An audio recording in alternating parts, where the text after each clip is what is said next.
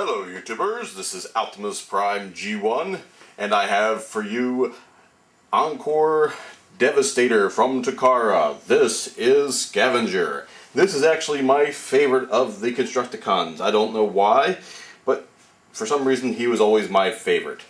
Now, he is a digger. He is a very nice, just like the other ones. He has lots of good detail. He has lots of tread work here going on. The panel work is very nice. It even blends in right in with his arms. Even though you know there's arm here, it blends in very well. I just love the sculpt of these G1 Constructicons. I always have loved the construction of these. I thought they're very awesome. I just love these a lot. So let's get to his accessories that he comes with.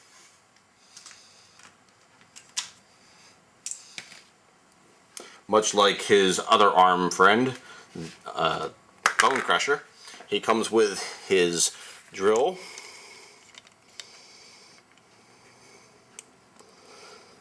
if I can get it on there. There we go. And he has his gun, which actually has a port on him for his gun. Some do, some don't. But there you go. You can actually see that it does look good. I mean, this one of the accessories actually does look pretty good. I mean, it's a drill on a construction vehicle, just as well as Bone Crusher. It looks very nice. It looks like it belongs with a construction vehicle. You can also put the hand there if you wanted to, but I don't see the point of putting the hand there. But if you wanted to, you could always put the hand right there in that spot. But he does come with a hand as well, so that is his other accessory. So technically he has 4 accessories he comes with. But he does look really nice in his excavator mode. So I'm not sure how much more I could say about this particular mode. I mean, he is an excavator.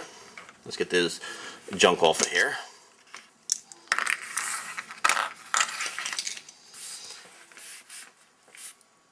Zoom out a little bit. It's just a really nice excavator. I mean, but the interesting part is he actually can do a full range of motion with his scoop here. So you could even bring in long haul and have him in a pose. Looks like he's filling in long haul's bed there. So you can get some pretty good, interesting posability with that, which is actually pretty interesting. I mean, you could get posability with the actual truck and have it look like it's on an excavation site. If you put some like rocks or something around, or if you put some energon cubes around. So yes, I do know they're different color energon cubes, but that's okay. But you could throw energon cubes around, make it look like they're excavating for energon, whatever. Get him out of there. But all in all, he is a very good construction vehicle. Lots of good, like I said, you can do a swivel, but the swivel throws him off center because it's mainly for the transformation. So it's not like it's a mid swivel like you would normally have on a truck like this. It's for the transformation. That's why it does that. So at least I think that's why it does that. But it's either a transformation or it's for the arm of the Constructicon. We'll see when we actually build them. It might not be for the it may not be for the actual transformation. So it might actually be part of his movement for the actual Devastator. I know it has something to do with either Devastator or his transformation, but I'm not positive on that. So we'll transform him and see what it really is all about. You swing down his legs, and you have his feet that just swivel out.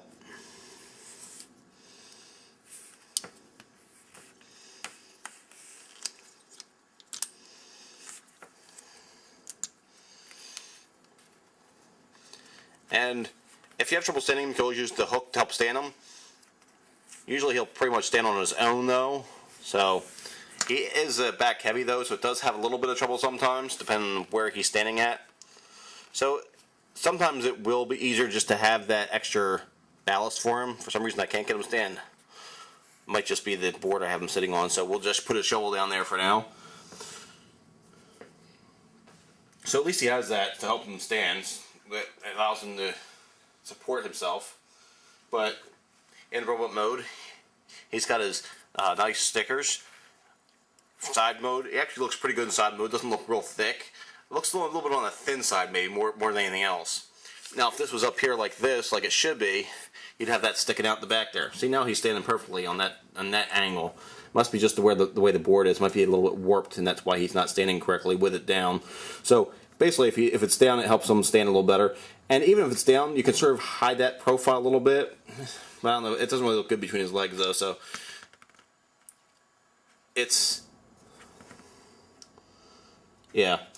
Anyway, his side profile isn't too bad. I mean, this helps make it from being too thin, having this here. Even having this back here helps it from being too thin. I mean, there's different ways you could put that, but in this way he looks a lot thinner because of him not having anything on that side. So he does look thin that way, but I'd rather have like a thinner figure than a thicker figure. It'd be nice if, like, to give him a heel or something to help him stand better than having this down here, but it is an 80s figure, so what are you going to do? And he does look pretty good as a figure. He's not really, I guess I can't say he's an 80s figure, he's a replica of an 80s figure, so. Because he is the Encore, he's not the original G1. Let's get him back here a little bit. See if we can get a little bit zooming on this nice looking face here.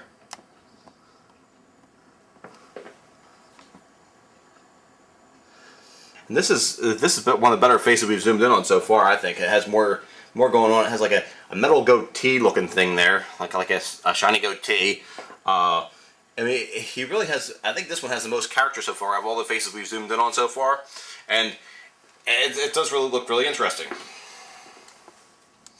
Zoom back out. Now let's do some size comparisons. First, we're going to do a side-by-side of Scavenger and Smokescreen. Once he stops wobbling there. And you can see Scavenger is definitely larger than the Legends Smokescreen. Now we'll bring in his friend here.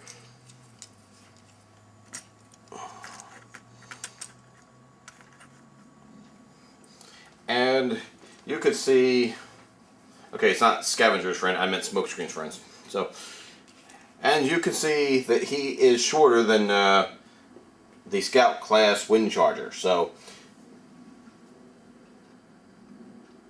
we'll also check with the Commander class. So we'll take him out and put Power Glide in to represent our Commander class.